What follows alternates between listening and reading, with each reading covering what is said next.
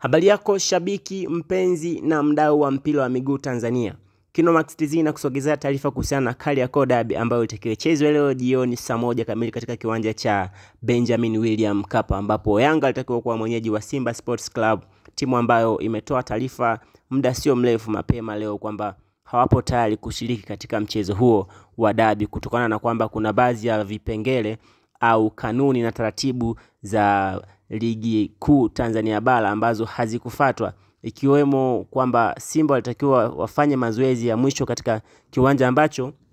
kingewakutanisha Simba na Yanga katika mchezo huo, lakini hawakufanikiwa kufanya hivyo licha kuwa walienda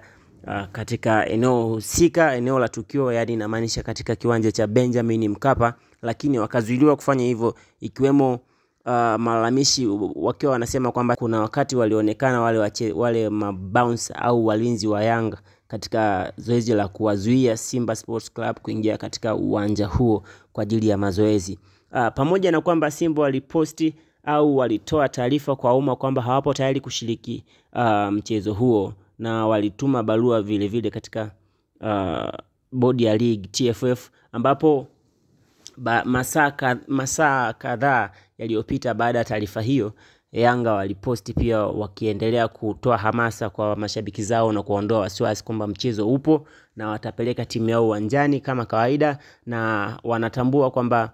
tarehe ya mchezo ni leo tarehe 8 Machi 2025, na hawapo tayari kucheza mchezo huo tarehe ambao ni tofauti na siku ya leo. Maswali ni je, itakuwaje kama bodi ya ligi ikiamua kuahirisha mchezo huo na ikiwa Yanga wameshaamua kwamba hawatacheza mchezo huo?